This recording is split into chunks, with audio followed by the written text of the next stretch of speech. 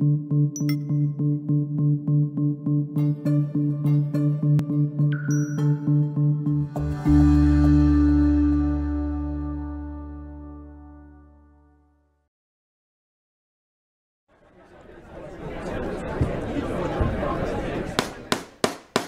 250,000. Now, but to get 275. High, but to get 275. 3. Now 300,000. Now 3 1/4. 325. High, but to get 3 1/4. But to get 325. Now half. Now but to get 300.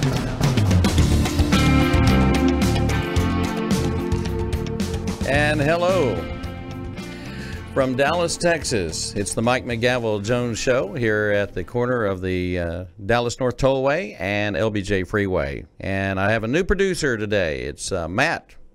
Hello, Mike. How's it going? It's good. You sound like Zach. I try to. I do my best to blend in, make it as seamless as possible. Well, you know, it's going to be a very interesting week. We have the United Real Estate Convention that is basically wrapping up, and we're going to talk about that. But today, and you know, I don't normally wear hats ever inside, almost never, unless it's a required thing.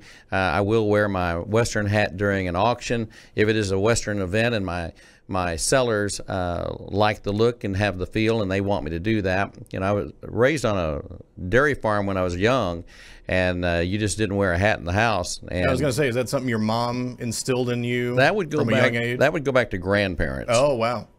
Yeah, you could pretty much. There's for those that know movies very well. If you go back over 20 years, when George Strait did the movie Pure Country, there's a scene. Of course, that movie was actually shot pretty much for the most part in Fort Worth, Crescent, just to the west of Fort Worth, and then south in Mayfield. Is that right? Mayfield? Mansfield? No. It's smaller than that. Okay. Maypearl. I'm sorry, Maypearl. There you go. Yeah, I'm working. As you can tell, I'm not working off notes. But they also did some shooting in Shreveport at the Coliseum. But they did a lot of stuff in Fort Worth at the Will Rogers Memorial Auditorium, and then also at the Coliseum over in the Stockyards. But they filmed a lot of that movie here in Fort Worth, Dallas. And but in the movie, there's a scene where George Strait gets, you know, kind of beat up the night before, and he ends up at this house on a farm, and he sits down at the dining table for breakfast. It's he's had a few too many cocktails, and so he's already hurting, and he's beat up, and now he goes in to sit down to have breakfast with the dad or the grandfather and the sons, and he starts talking, and he's got his hat on. And they won't even look up at him. They won't even speak to him. And that's kind of how it was when I was growing up. Yeah. You know, you didn't come in wearing the hat. You took the hat off as you're coming in the door, or you had it off. But I mean, you know, those were Sunday lunches after church, and the whole family came together. And that's when you had, you know, the grandparents and the brothers and sister and then all the grandkids. And I mean, it was like the Waltons back in the 60s, and so I can relate to that. So I don't wear hats all the time in the house, but today's show is really kind of focuses on that, and that is that you know, going by Mike McGavel Jones, which it's really kind of caught on. But let's just put it this way: I wear a lot of hats, and people go, well, I can't believe, you know, you were in Hilton Head yesterday, you're in Pittsburgh today, you're in Fort Lauderdale now. It's like, do you never stop? Last week, you know, or a week and a half ago, it was Midland for 3 days, Dallas, Fort Worth, and then, of course, Nashville this past week, and wrapping that up today. So I'm just going to talk a little bit about the different things we do and what we have done and where we're going and what we're planning on doing, and then some of the projects that I've got going on right now that are new and fresh. This particular hat, of course, is Strategic Client Services. We basically started this company about 5-6 years ago. I'm the broker of record for this particular company, and created it as an in-house brokerage that could specifically assist the home office in Kansas City, and also our United Real Estate Company here in Dallas, all of the franchisees across the United States, and then special projects that I'm looking for. I actively work at securing projects, whether it's land, farm, recreational, everything from wedding venues to ranches to commercial properties, working with companies like Colliers International and some of the other commercial brokerage firms. So we like to think that we're deal makers and deal doers and people that go out and help secure possibilities and opportunities for our offices. So that's what this hat is. We take this hat off, and so this is just a celebration of United Real Estate. Little different hat. So United Real Estate is our urban brand. And I can still remember those of us, 12 or 13 years ago, sitting down in the basement where our conference center is in Kansas City off of Berry Road.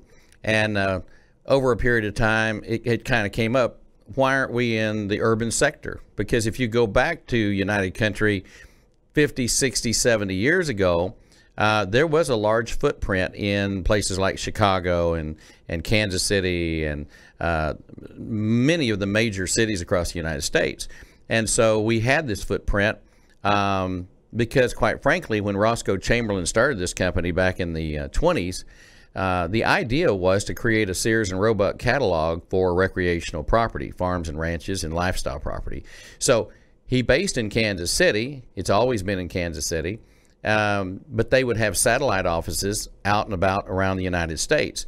The idea was you circulate farms and ranches in small towns to the people in the city, and the city people will go out and buy a weekend place or a small farm, or if they may just want to move out there and retire or whatever, spend the rest of their life there. People are always on the move. They were on the move 75 to 100 years ago. People started, once we had the interstate road system in the United States in the last 50 years, everything's changed a lot, and people are just much more transparent and transportable. And so the game changed, and so we can credit the interstate system, and I know that President Eisenhower was big behind getting the interstate system done, but it had been in the works for years. It took a long time to get the interstate system put together. Now it's about continuing to upgrade it and make it usable. That's why we have so many tollway systems now across the United States. I'm not going to say that I'm a big fan of tollways, but I do appreciate the fact that they actually maintain them. And I do hope that the folks in Washington, D.C. with the federal government money will invest their funds in improving our infrastructure, not only our roads, but our bridges, because as these things deteriorate over time, they only have a certain amount of shelf life. They're not like building some things that just last forever. And we have to continue to invest infrastructure money, or we're going to have problems with our roads. And as can be seen in the city here where I live, in Dallas. So anyway, we celebrate United Real Estate this last week. And so Nashville, Tennessee is where the conference has been held. It wrapped up basically last night. Sunday night was the wrap up, and then most everybody's flying home today. And as you can see, I'm here to celebrate United Real Estate and the 6,000 or 7,000 agents and brokers we have in the over 100 offices that started from an idea in the basement of the conference center in the home office of United Country Real Estate. So shout out to Rick Haas, who is our COO. And he came from New Orleans and is a fantastic guy, and he has really energized the troops and our management team, and he's a great asset, and he's over all of our brands now. And so you'll see him on a future show. He's been on one. I had him on about 3 months ago, but you'll see him again because now he's been with the company about 3 or 4 months. We're going to see what's happened in 3 or 4 months and where we're headed and what we plan on doing with United Real Estate, and to grow the footprint, and then also to improve our performance and provide better and better service for all of our buyers and sellers. So that's what United Country is all about. So I take that hat off, and I've got lots of hats. We got lots. We got a whole pile of them. Oh, we got a lot of hats. And so now this hat, this is like going back. This is like going back in time here. this is our United Country Auction Services hat, and this particular division is now operated by Sean Terrell, who's the president of that division. I started out as the president. He was the vice president when I came on.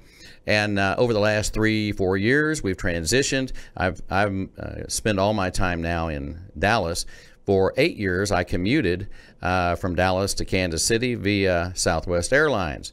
And so I would fly up on Mondays and come back on Friday. Ended up having a home there for about 3 years. But that 8-year period, I made a lot of friends at the home office, a lot of good people that we got to know and spend time with, and really appreciated the time that I had in Kansas City. I wouldn't trade for it. Funny thing is, when I got in the auction business, I attended auction school in Kansas City in the stockyards. It's no longer in the stockyards, but Missouri Auction School was there. Of course, since then, we've started another school of our own. But it's interesting how much impact Kansas City has had on my life because, you know, the auction school was there. That's where I went to auction school. And then my first big client showed up about a year later, maybe 2, and that was Western Auto Supply Company, which is now Advance Automotive. And but it was funny, somebody said, well, did you sell a lot of Western Autos? I said, well, we sold a Western Auto associate store somewhere in the United States every week for 20 years. And that's a lot of stuff. That's a lot of stores, that's a lot of travel, and that's a lot of hard work. And we did that. And then being a member of the National Auctioneer Association, which is based in Overland Park, Kansas. I'm a proud lifetime member, been a member for my entire career, and fortunate enough to be past president and be in the Hall of Fame and win the international competition in '98. So, and that's just about 10 or 15 miles outside of Kansas City. So almost everything that's happened to me in my entire professional career has pretty much surrounded Kansas City. So shout out to all the folks at United Country Auction Services, Trina Turner, our assistant up there, executive assistant, and then of course Sean and his team up there who are working so hard. Jimmy Dean Coffee from Bloomington, Indiana, my buddy from going back to about 1980, 81, when we were just kids working together outside of Gainesville, Texas. So shout out to the United Country Auction Services team. Mike, I'm curious actually about Kansas City. I've always heard that as a one of those cities that you don't necessarily think of that about visiting, but I've heard it's a nice place to go. I mean, if we wanted to take a trip for the weekend or something out of Dallas. You know, Kansas City, yeah, it has everything. I mean, it really does. It has a downtown area that they've revitalized. They've got a great arena downtown. You could schedule a concert that you wanted to go to. I've gone to a lot of concerts there. They do have sporting events. They also do some agricultural events at Kemper Arena. They have casinos. They have a big music presence. They have a lot of nightclubs that play jazz. They have jazz clubs, a lot of music all over the city. You know, there's several colleges up in that area, so you have a lot of youth. And probably the biggest draw to Kansas City, quite frankly, is the Plaza. And the Plaza area, I would equate it, there's always been this ongoing argument, and I mentioned this to Victoria Snee when she was on the show here about two or three months before she became the marketing director at Highland Park Village. There's been an ongoing debate between the folks in Dallas at Highland Park Village and the Plaza in Kansas City as to who created the first outdoor mall. And when you go to Kansas City to the Plaza, now I will tell you the Plaza is larger, quite a bit larger than Highland Park Village. Of course, Henry S. Miller had a lot to do with Highland Park Village, and Mr. Nichols had a lot to do with the Plaza. When you go, these are developers and people that are very well known for real estate. There is a Nichols real estate company up there too that was bought out, I believe, by one of the major firms. However, when you go to the Plaza, it's going to remind you of Rodeo Drive in Beverly Hills. So if you've traveled to California, if you've gone different places, and you go to Beverly Hills, you're going to see a lot. In California, has a mission look. You know, everything kind of has a mission look, kind of the red Spanish tile roofs, and that is indicative of what the plaza looks like. Great food, great restaurants, and lots of them. So I would highly recommend. They also have the World War I Museum. Oh. And yes, and a lot of people don't even know that's there. But a lot of times when they'll be featuring a sports event, one of the bigger sports events, whether it's the Final Four or whatever, they will show scenes from the World War I Museum, or they'll talk about how they toured it. So I would highly recommend you check out the World War I Museum, and also, you know, that's where Hallmark cards are made. They probably give tours of that facility. And so between the barbecue, which is the most famous thing about the food, I was going to ask, is the hype real about Kansas City barbecue? Because I've heard about it, you know, forever. Obviously, being a Texas boy all my life, I have my favorites down here, but I'd love to try it.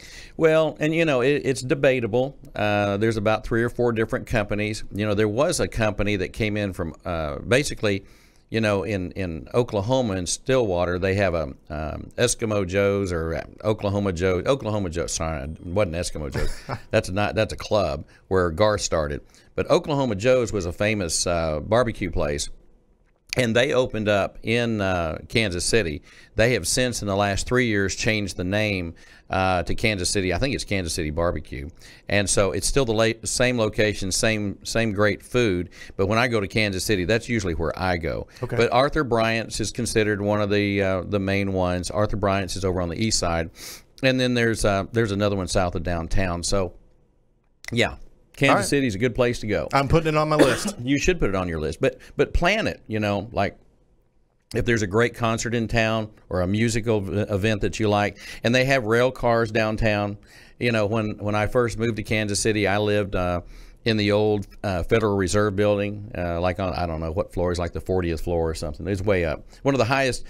It could have been the 28th floor. I don't know. But all I know is where the unit that I had, we shared. I shared that with Mike Duffy, who's the president of the United Country Real Estate Company in Kansas City, and Mike's a Louisiana boy, and he and I pretty much were out every night. That's all I'm going to say. You know, there's no film, there's no photos, but we had a good time. But the view was incredible because you could see all of the Northland, they call it the Northland area, north of the river, and you could see, for miles and miles. And just to the northwest of downtown is where the old airport used to be, which is still the executive airport or the corporate airport for Kansas City, the metro airport downtown. You can go, you can fly private jets in there and private planes. But when I went to Kansas City, that's where I flew into, on a Braniff. And that was also one of TWA's hubs. So a lot of history in Kansas City. Yeah. A lot of cool history. Sounds like it. The Bass brothers from over in Fort Worth actually own, or have owned, I think they still own it, all the property where the original Kansas City Stockyards is located. Oh, that's They bought up all that development area right in there, and they've been systematically revising it for quite some time. So anyway, yes, I highly recommend it. Now, I did mention that I flew on Southwest every Monday, and I would come back either Thursday afternoon or Friday for 8 years. That's a lot of miles. That's a lot of traveling. But that's my segue to do a shout out to Herb Kelleher, who we lost in the last month, and who, along with a friend on an airplane, drew out the plan for Southwest Airlines on a cocktail napkin. And it is, it has become one of the top 2 or 3 airlines in the world, all because of a guy like Herb. And, I'm really tickled that I lived at a time when he was still running the company, because it's not the same with, I'm not knocking Gary Kelly. One thing I'll say about Gary, if I'm on an airplane and I have something I like or don't like, and I send a note to him, I will get a personal response from him. There you go. That's very impressive. But Herb, that's back when you would get on a Southwest flight and you could sit in the party seats. I don't know if you recall that. You probably I don't recall that, no, but it helps if you're old. And so you'd get on the plane, and as you'd get on the airplane, on the left-hand side and the right-hand side at the front, there would be a row of seats looking to the back of the plane. Oh, wow. And a row of seats looking at that group. It was weird. That's strange. And it was in the front, and I believe the middle, and the back. So it was the kind planes of, weren't full anyway. Oh, and so what was great about it, though, if you were in sales, or if you were trying to sell something, or if you were a salesman that flew a lot, you could meet all these people. You had conversations. I used to get more deals just sitting, and I called them the party seats of Southwest Airlines, and you know, you'd run into Herb on a plane. And this is also back when the front part of the plane was smoking. At one time, it was all smoking, and then they segregated it to just the front of the plane. Right, because that makes a lot of sense on an airplane. Well, this row is going to be non-smoking, but the row right behind you is going to be smoking. That's right. That's right. Well, it was like the first 5 or 10 rows would be smoking, but and then they'd have kind of a non-existent wall. Right. It's kind of a wall, but you know, hey, it's going to get through, right? And that was just weird. That was weird times. But, you know, we didn't think anything about it back then, because if you look at the movie stars that were flying years ago, you always see them smoking on the plane. Yeah. And there's probably been planes gone down because of smoking, because things do catch on fire, you know. I remember my first flight out of Love Field was in 1968, and so over 50 years ago, which is hard for me to believe, but I just remember American Airlines was the dominant air company at that time. They were the provider out of Love Field, and it was so different back then because everybody dressed up. Everybody, I mean, literally, men had hats on and women wore high heels, and I mean, this was like an event. If you flew, that was a big deal, right? And it wasn't cheap. And so my first flight out of Love Field was to Los Angeles, when we moved out to California for about 3 or 4 years when my mother remarried. And so we ended up out in California. And I just remember I was 9 years old. I'd never been anywhere. I really didn't have any good clothes to really, I mean, not like you were dressing up going to church or something. I was just, you know, on this plane by myself when I was about 9 years old. And the flight attendants kind of took you under their arm because it's like, here's this kid. But that's before they put tags on you or anything. You know, you could just run. I mean, yeah. I guess you could run amok if you wanted to. I just remembered that it was a 3-hour flight, and I sat in the back of the plane and played gin rummy with the flight attendant all the way to California because it was an evening flight. That's great. Yeah, it was cool. Then I caught her cheating. Oh, no. That was great. Because I was by the window, you know? Oh, so you can see and she her. was sitting here, and then I realized my window, the cover was up, and it was a perfect, she could see my cards. Oh.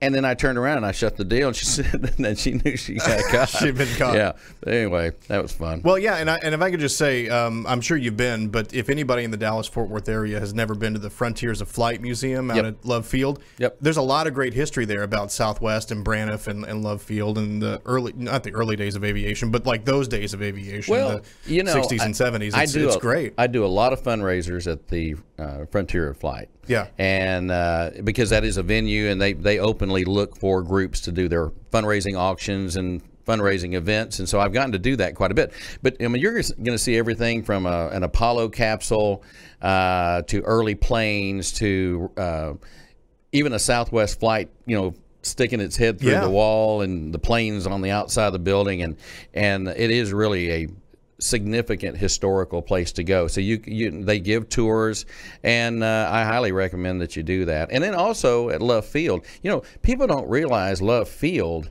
was out in the middle of nowhere, and it was a training facility. And now they have removed. I flew in on Friday from Midland, and I noticed that all the historical stuff that they normally have on display was not there. They're doing some kind of art thing. But they usually do have the history of Love Field there. It's incredible. And if you ever get a chance to just read the history of Love Field, I was talking to a guy not too long ago, and he said, you know, my grandmother used to pick cotton in the fields around Love Field. Wow. And so that just tells you. It's hard to imagine. You know, Highland Park and all those areas, everything around Love Field and Bachman Lake and all that, that was just down in the middle of nowhere. And it's hard for us to realize it now, but Love Field's got a great history. I was never so happy to see them remodel it. It was terrible. You know, people think that the Kansas City airport is the worst. Yeah. I will tell you that. You will not be impressed with the Kansas City airport. Okay. However, they say they're going to build a new one, so it's easy to get in and out of, but you're not going to have a fine dining experience. Okay. And you may have to stand outside.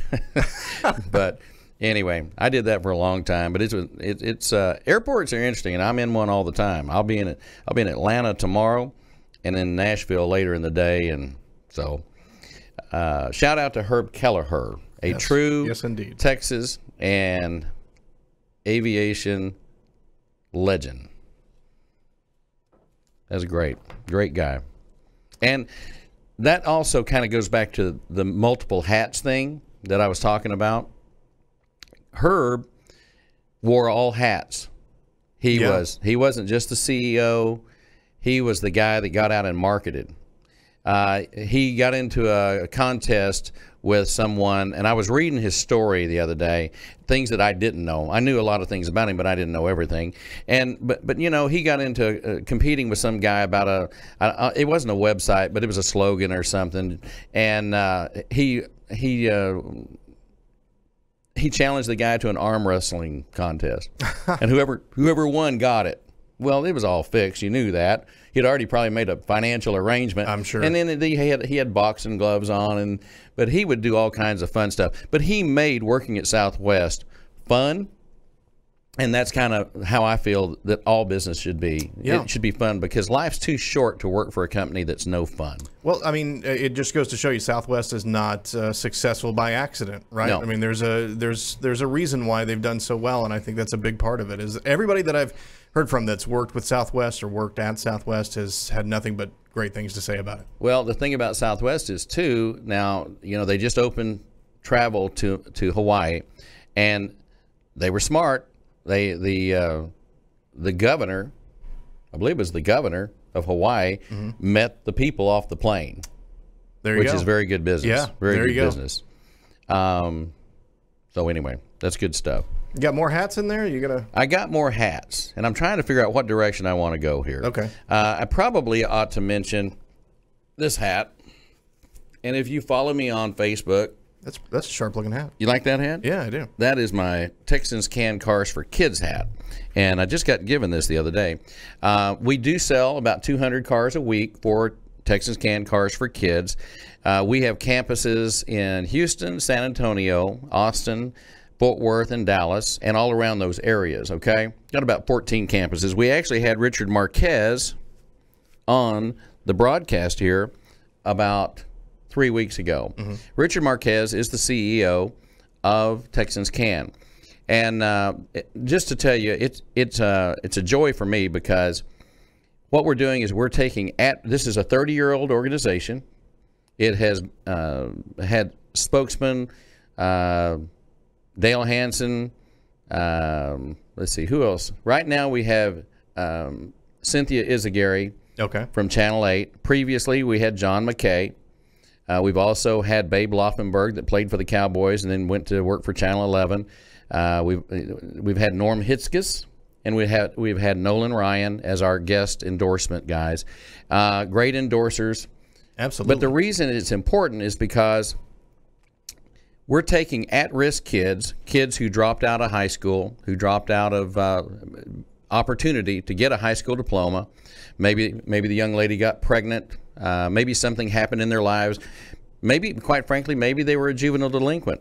Maybe, I don't know. Everybody's got a different story. But they took the best of the group and introduced them back into school to help them get a high school diploma. Those that were deserving. They don't waste their time on people who aren't committed and aren't committed to giving back to the community. So not only are they going to put them back in high school, but they're also going to ask for them to give back. And I think that's super important. And so we have been with them now for almost 9 years. It's 8 or 9 years. And we've enjoyed it immensely. We've made lots of friends. It's a big part of my life. I love being a part of a group that's doing good things, especially for the youth of America and disadvantaged kids. Quite frankly, they're not privileged. They're just in a part of a life that they didn't pick, in a place they didn't probably plan on being in, and this is helping them pick up and get a redo. And you don't get many redos in life. No, you don't. No, you don't. So they're doing some good work over there. They really are. So, Rich, if you didn't get a chance to watch our episode from last week, we did a best of series, Mike McGavel Jones Show with Richard Marquez. Watch it. I think you'll find it inspiring. And he's quite a story because he grew up in West Dallas, just a Hispanic kid from West Dallas that was kind of a troubled youth. He had his own problems. He got in some trouble and stuff, and kind of rambunctious, and a lot of kids in the family, and he turned his life into a great success story. So a wonderful man, Richard Marquez, he is. So there's that story. You're heading up the car auctions over there. Is that what you said? I call the auction every Saturday, with a few exceptions. Probably we do a car sale every Saturday, year-round, except for 3 weekends. We usually take 3 weekends off. And then if there's something going on where I can't, for example, this last week while I was in Nashville, Mr. Braun, Philip Braun, my good friend and one of my best friends, he also sells for about an hour. I'll usually sell 3 or 4 hours. He'll sell for an hour. And he fills in for me when I cannot be there, and I couldn't be there this last week. So that's that. And then, of course, we have America's Auction Academy, which is kind of my baby. Started out as Texas Auction Academy in 1992. And speaking of Love Field, we started the auction school directly across the street to the south, where today there's a Quick Trip. Right next door, there's a DoubleTree Hotel. Yes, there is. Well, in the 70s and 80s and early 90s, it was called the Executive Tower or the Executive Inn. And it was the place to be seen in Dallas, and parties and all that kind of stuff. Half the building was hotel, half the building was office space, and then there was an adjoining restaurant, and then a 2-story hotel that went all where the Quick Trip is now. So if you're on Mockingbird Lane and you see the Quick Trip, that used to be like a Holiday Inn type facility. Oh, okay. It was a 2-story hotel, the older style that kind of made a horseshoe. So a lot of history there, a lot of change.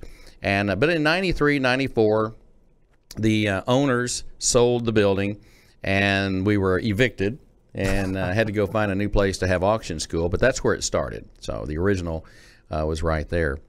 And so we started the auction school, and the reason I did that is because, people were calling me all the time saying, hey, where can I go to auctioneering school? Where did you go? And all this stuff. Well, I got tired of sending them out of state. We had the top auctioneers in the United States lived right here in Dallas-Fort Worth and Amarillo and Houston and Austin and East Texas. And I'm going and I just stopped one day. I was at the National Auctioneers Convention in Omaha.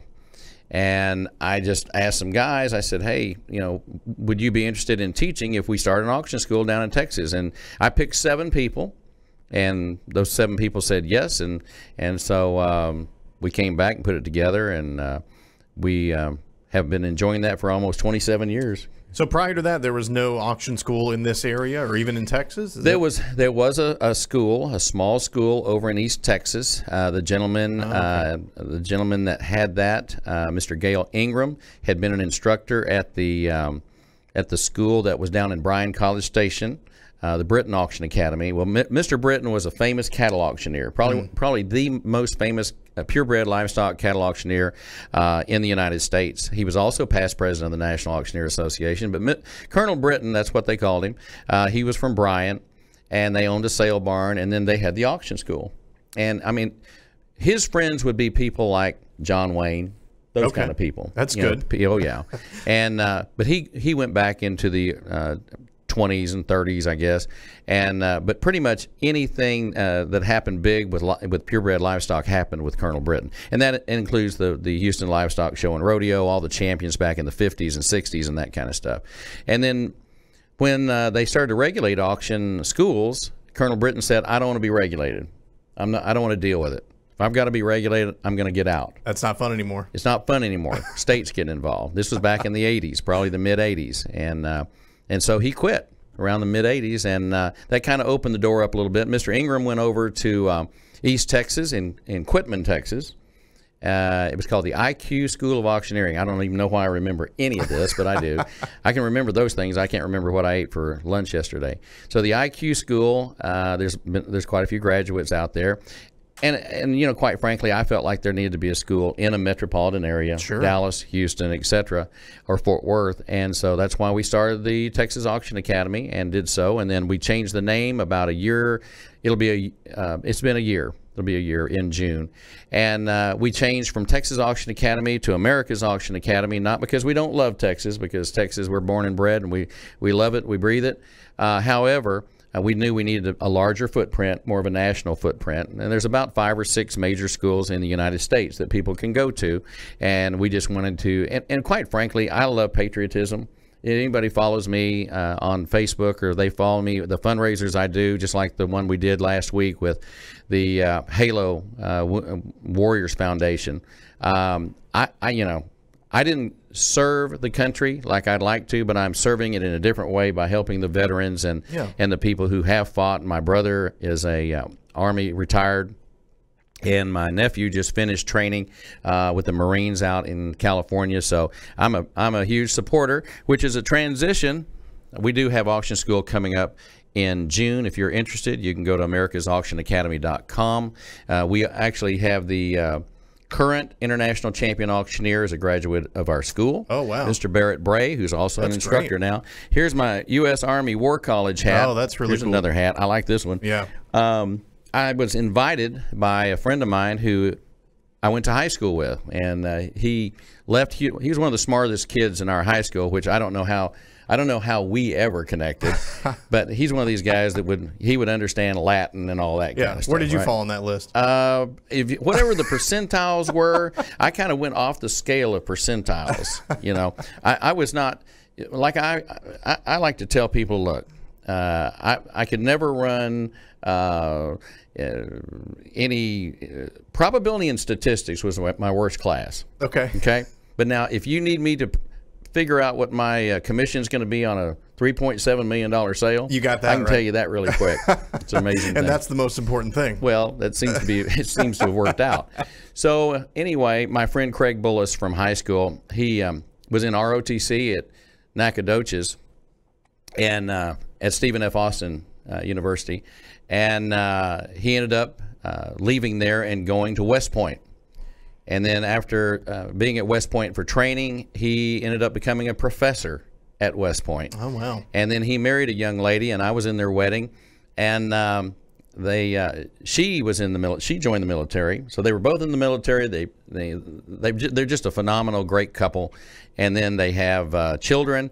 And I think at least two of them are either at West Point or have finished going through West Point. That's an incredible legacy. So when Craig retired, and I was at United Country in Kansas City, he contacted me through email or through Facebook and said, hey, I'm coming to Leavenworth to do some training in Kansas. And I said, well, let's get together. And so we did. He came to our United Country headquarters in Kansas City off Berry Road. And Craig says, you need to come to the War College. And I said, what's the War College? And he said, well, it's in Carlisle, Pennsylvania. It's operated by the U.S. Army. And each year, people sign up with the possibility of getting chosen. You're vetted pretty heavily to attend the War College and be one of the few civilians. And so they only allow about 150 U.S. citizens to attend each year. That's an approximate number. And so I said, okay, and I signed up, and they based the selection on kind of what you do for a living, how many people you interact with, how involved with your community you are, if you're involved in any national organizations, and it's not Republican or Democrat. It's a total mix. So I was chosen, and I sat right next to a young lady who is the assistant to the governor of Washington State. Okay. And she's as liberal as you can get. I can imagine. Which is not really a great fit for us. However, I love people. And we mixed it up the first 2 or 3 days, and she probably didn't like me at all. By the time we left, we were hugging, and we were friends on Facebook. And because I believe in a democratic society. I don't think anybody ought to tell you how you need to think, and I think you have the right to choose what you want to think.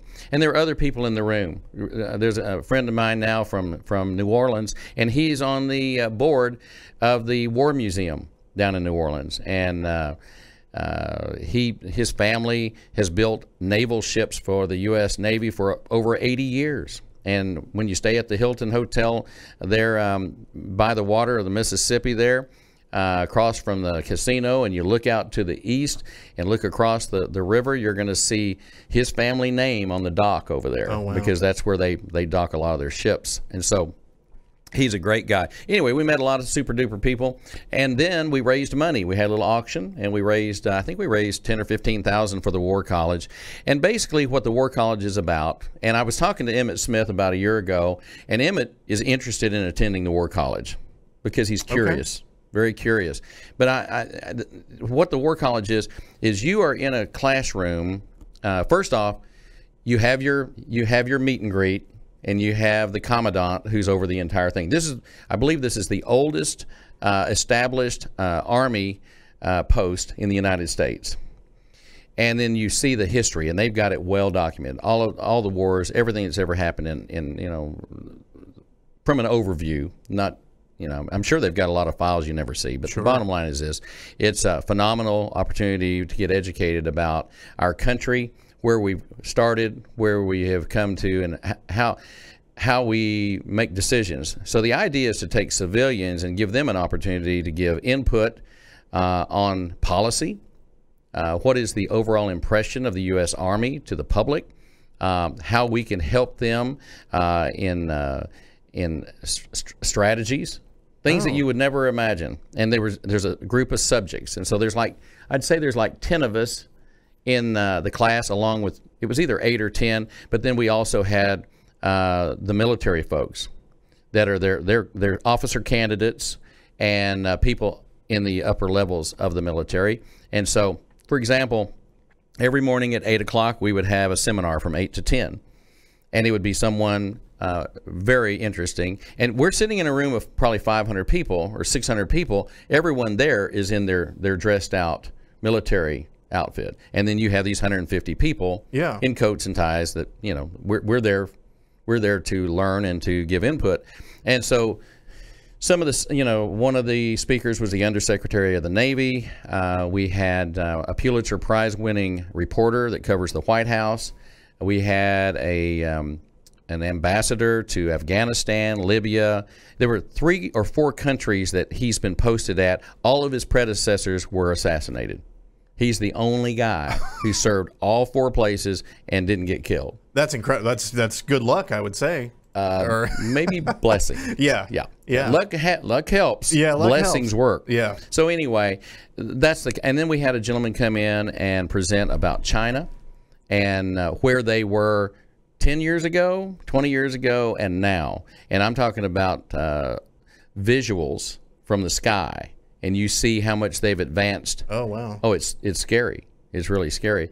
And whether it's Shanghai or wherever they were. But anyway, fascinating stuff. And probably one of the greatest, being selected was one of the most humbling things that's ever happened. When you think that we have hundreds of millions of people that live in this country, and you're one of one of 150 that very they select choose. Group. And that included our state comptroller. He was there as well. So oh, wow. Anyway, it was cool company to be in, and I was humbled and pleased and proud to be there, and happy to raise them $15,000 or $10,000, whatever it was. I know there was a presentation check, and I think it's posted on our website. So part of it is you giving them feedback, you telling Yes. them things like, here's what I think you should do. Is that yeah, part of, and the program? They also talk about politics. We get into the politics. Now, they don't let you go far off in the weeds on that one, because they really don't care about your politics, but they want to get the feel for the room. What's going on? How the wind's blowing. Yeah. So we're talking about Afghanistan. We're talking about Libya, places that, Iraq, Iran, the different ones. Yeah, I guess it is probably and useful. now Russia. Russia would be the big discussion right now. I'm sure it is useful for them to kind of take the temperature of the American public. They what have are people to. what They are know people they have feeling? to. What are people thinking about us? They don't want to be on the outside. Yeah. Now, the one thing that I would tell you, if you're listening to this podcast and this show, and you feel qualified or you feel comfortable in that environment, that you have that curiosity that Emmitt Smith has. I mean, literally, I was doing his fundraiser a year ago, and I asked him if that would be something he'd be interested in. And he said, absolutely. Wow. Well, that's cool, because you don't think about Emmitt Smith running with a football and then thinking, I want to go to the War College and learn something like that. I bet he could have something to offer, though. Oh, of course. Yeah. Of course. Well, he's brilliant. He's a brilliant man. And I'm a big fan. So anyway, there's that. And then right here at home, we have Ducks Unlimited. Now, our other thing is fundraising. We do lots of fundraising. And we do work with Ducks Unlimited. This is my hat from Dallas. This was from last year, New York City DU 2017 sponsor hat. And we do this on Wall Street. So I'll switch it out. We'll go that way. Okay. That's a good looking hat right there. There's a cool hat. So people understand that at auction school, at the America's Auction Academy, we raise money for about 6 different groups. Scottish Rite Children's Hospital here in Dallas, St. Jude Children's Hospital. We raise money for the National Auctioneers Association Foundation, which is all education based. We also raise money for the National Auctioneers Association Auxiliary, which is all scholarships. And we also raise money for the International Fellowship of Christian Auctioneers. And the hook on that one is the Fellowship of Christian Auctioneers puts together care packages for our troops. We also have prayer chains and prayer requests, and really it's a community inside of a community of Christian-based individuals that want to help when need be.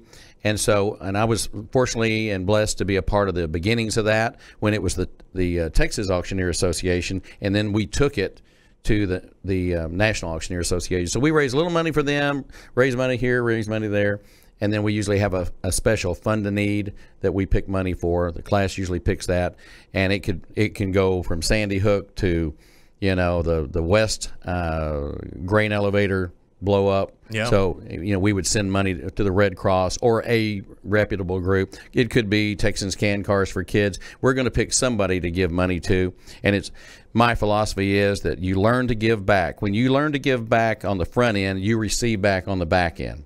In anything you do, making money's great. Giving it away is even more fun. Yeah. So that's what we do.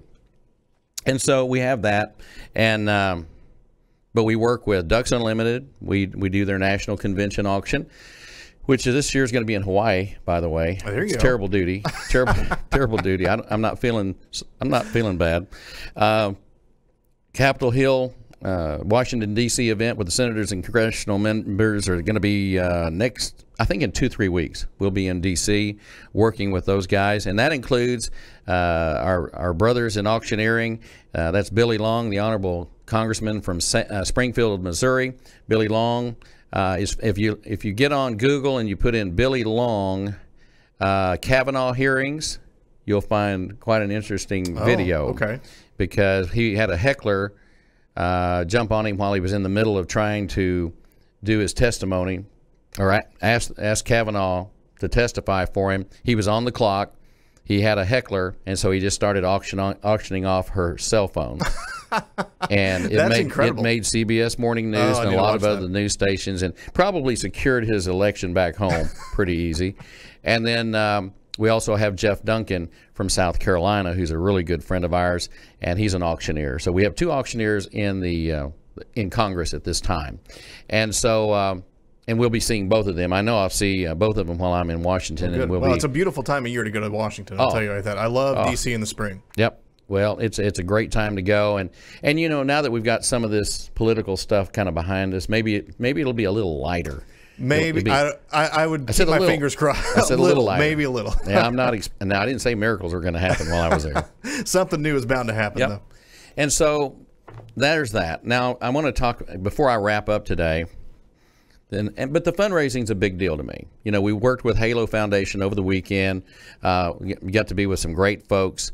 And I'd mentioned on the last show, Klebe, his last name's McClary. So if you want to check out a real wounded warrior hero, check out Klebe, C-L-E-B-E, McClary, M-C-C-L-A-R-Y. And he's a great speaker, great motivator. He's a great Christian man, and he speaks. He does motivational speeches. He also he can cover pretty much any topic you want. He can motivate you, or he can go down the pathway of Christianity if you want him to. He can speak on any level. You just tell him. It's like picking a song on a jukebox. You pick what you want. That's what he's going to give you, because he's a motivator, and he's a great man, great human being. We've got some things going on. I will do a little quick shout out to my buddies out in Midland, Odessa. Steve Taylor. We just did this auction. It was a huge 3-day auction. I can see that. Huge. And but it was a great 3-day auction in Midland, Odessa. And I'm telling you, this book that I'm showing you right now, this is how much stuff we sold, and it was a lot. It was 3 days, pretty much 9 to 5 each day. I think they probably went till 7 the last day, but I had to catch a flight, so I didn't get to stay till the very, very end. But that's a long work But day. I'll tell you, Steve Taylor and I have a good relationship, and his company's Premier International Energy Services. And the reason I mention that's a brand new company.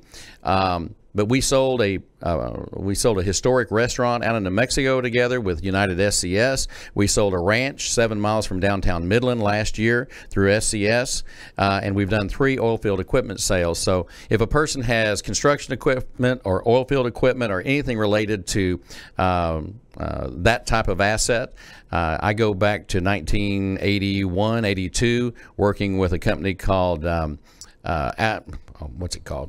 Acme Auctions, and they used to do fishing and rental tools in the oil field. A lot of people don't realize my background, but I've been involved with a lot of energy services and worked with companies like Bayreuth and Schlumberger and Shell and some of these companies. So anyway, here's some stuff going on right now. This is a West Virginia retreat. It has its own got its own runway. This is just a historic farm home, 68 acres, private recreational residence. This is go to www.rollinghillslanding.com, or you can also go to united-scs.com. You can see all of these properties on our website. That's beautiful. This is a commercial property off of Jacksboro Highway near Lake Worth, and this is now under contract. The auction ended just the other day on the 20th, and so that is under contract. We are expecting it to close, but keep your eyes open. If something goes wrong, then we may have it for sale again. You never know, but I mean, right now it's under contract. Yep. I visited with the folks that we have this listing. This is a $6 million listing on a gravel mining operation out in Colorado, just 30 miles west of Durango. So if you're looking for a lifestyle area where you can own a business and provide gravel to airports and cities and big contracts. This company's been around for a while, but there's a big, long shelf life of material on this property. And our good friend Bill Stanley and his team that runs our office out in at Blue Sky Homes and Land, they will help you with that. And then I wanted to mention Gary Hubbell again, because he did win Auction of the Year for United SCS, and this was this was the auction that put him on the map this year. It was the best year he's ever had in real estate, and it was in large part because of auctions and his hard work along with his great son that helped us get all this stuff done. So Jake came through auction school back in January, and now he's knee-deep in the auction business, helping his dad out in Colorado and Utah and Wyoming, and I like those guys a lot. Here's a deal, 27 properties that we sold in Vernon, Texas with our friend Barry Cole. If you have a foundation, if you're part of a hospital or a group, a lot of foundations inherit a lot of property. And people don't realize that, but whether it's St. Jude or Scottish Rite or any of these different companies, a lot of times they have property that's on the rolls. They don't really know what to do with it. So if you're one of those groups, let me know and we'll be happy to help you. This actually was part of a trust, a ladies' trust in Wichita Falls, and that's where I was born. and she had us actually. The board requested that we go out and sell these properties, and we did all 27 properties in a day. We rented out the Wilbarger Memorial Coliseum and did that. This property, I've shown this before, the Luxury Mountain Retreat near Ridgeway. This is a killer property. It had never been lived in. It belonged to a developer, the largest land developer in Florida. We did this auction. It did not sell the day of the auction, but we did get it under contract, and we have closed it and sold it, and it took a little time to do it, but we did get it done. And that's what I'd like to say about auction. Just because you don't get it sold that day does not mean we can't get it sold. Sometimes you just have to get the right person to see the marketing and the advertising. This is Melissa Roybal's property that we have up for auction right now. The bidding ends April the 3rd. So if you're interested in New Mexico property, Melissa Roybal, it's going to be N as in New Mexico, is NM, NewMexicoFarmAuction.com, NMFarmAuction.com. Get in there and bid on it. Starting bid is $375,000. It was originally listed years ago at $1.8 million. That's a steal. So there you go. And one more property, and then we're going to wrap this rodeo up. All right. There you go. Our auction for Autumn Antlers. It's an open auction. It's still going on. We opened that thing up, and then we went into a, I guess, what would we call it, an Arctic blast that pretty much shut everything down. And so we have this up for sale right now. You can submit offers, and it is a terrific 5-star lodge, 10,000 square foot, all improvements, has a full meat market center where you can process your animals, and it has about 500 to 600 animals on the property now, and it has all the equipment. It's a turnkey operation and a super destination. And you have asphalt from the state road all the way to the front door of the place, and it's phenomenal. And in fact, I'll be going back up there in about 3 weeks and visiting the folks. So, and then check out this is the one I'm going to go to tomorrow, and then I've got a property outside of Abilene that we'll be promoting on the next show. So, look, that's what I got, Guy. What do you think about that? I like. I'm interested in that house with the airstrip. Does the It's awesome. Is the plane included, or you have to bring your own? You know, I can probably make you a deal on the plane. All right, we're going to wrap up with this hat. Out. Okay, well, thank you very much for being the producer today. Yeah. And on behalf of everybody that's been a part of this one here in Dallas, Texas, at the corner of the North Dallas Tollway and the LBJ Freeway, Lincoln Center, we appreciate each and every one of you for being with us. God bless you. We look forward to seeing you next time. Stay with us every week. We go on somewhere around 10 o'clock, 10:15 every Monday. And on behalf of everyone at the Mike McGavel Jones Show in Dallas, Texas, we bid you adieu, adios, and God bless.